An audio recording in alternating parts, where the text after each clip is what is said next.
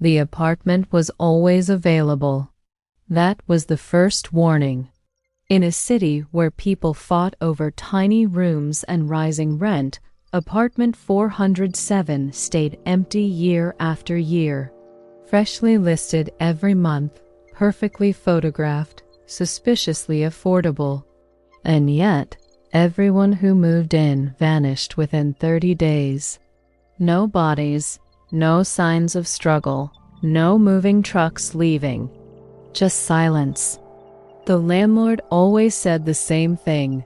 They broke their lease, but neighbors stopped asking questions long ago.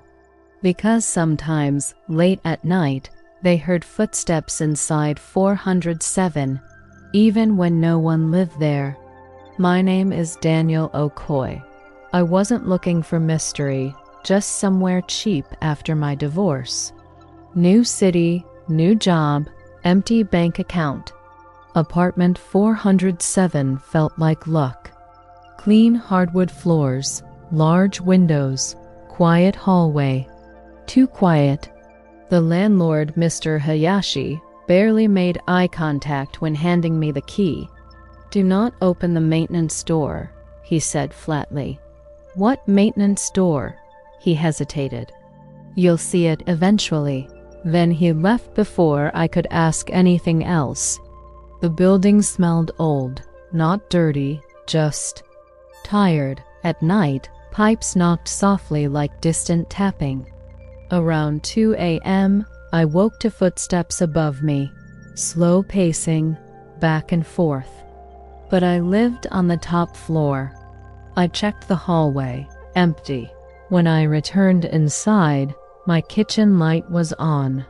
I was certain I'd turned it off. Mrs. Tanaka from 406 watched me carefully whenever we crossed paths.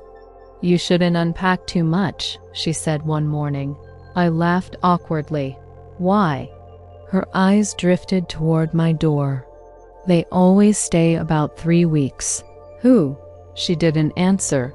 Just whispered, "If you hear knocking from inside the walls, don't respond." 3 days later, I noticed the door, hidden behind a bookshelf bolted to the wall. A narrow metal panel, painted the same color as the apartment. No handle, just faint scratches around the edges. Maintenance door. At night, I heard breathing coming from behind it. Slow, patient, listening. I began researching previous tenants. It wasn't hard. Missing persons reports lined up perfectly with my address. A nurse, a student, a businessman, a single mother. All vanished within a month. All last seen entering apartment 407. Security footage always malfunctioned during the final night. Every time. The air in my new apartment always felt heavy, especially in the bathroom. A strange chill often lingered. One night, words slowly materialized on the steamy glass. "Don't let I to learn you." My blood ran cold. I stumbled back, the room suddenly freezing. Then, 3 soft knocks came from the maintenance door. 3 more knocks followed, echoing my frantic heartbeat. This place was alive, and it knew I was here. Later, I met Mrs. Tanaka in the shadowy hallway. Her eyes held a deep, unsettling knowledge. She spoke of the building's dark past, built over demolished homes, hidden rooms, and a worker's disappearance. The construction was forced to completion, burying its secrets, but some things refused to stay buried.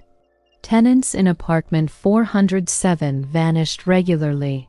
The landlord, she said, simply replaced them before questions arose.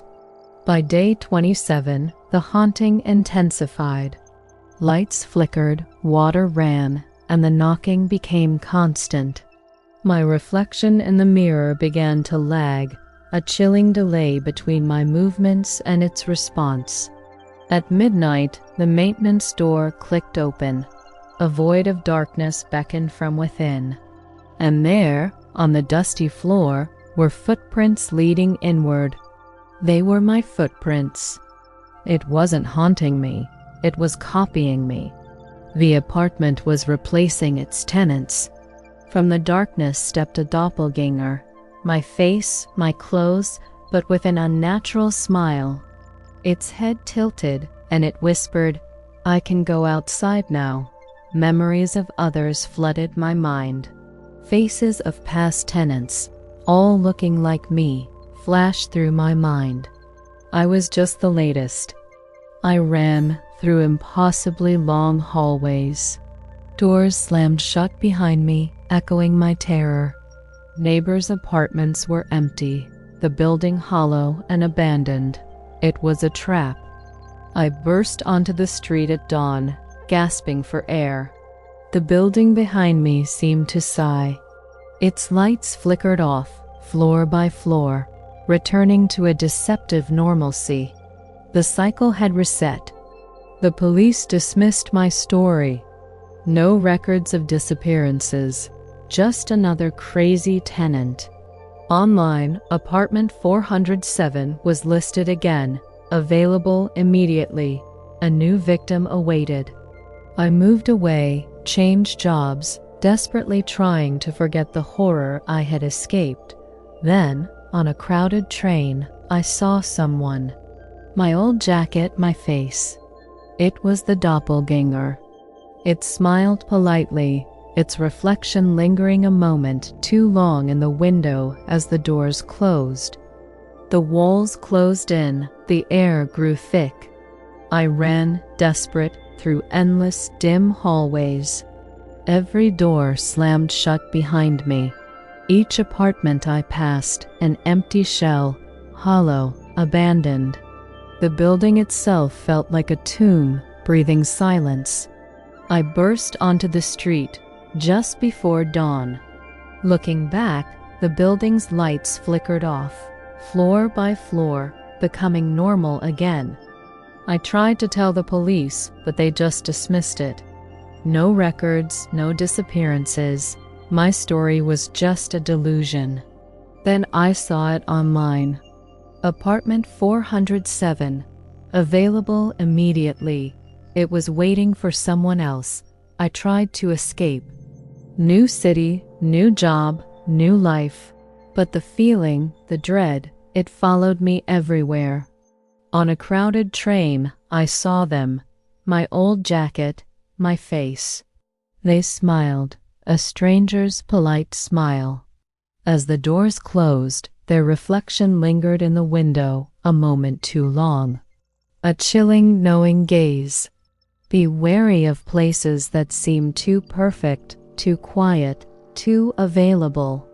Some places don't just house people. They replace them. Would you stay after the first night? Subscribe for more stories that feel a little too real.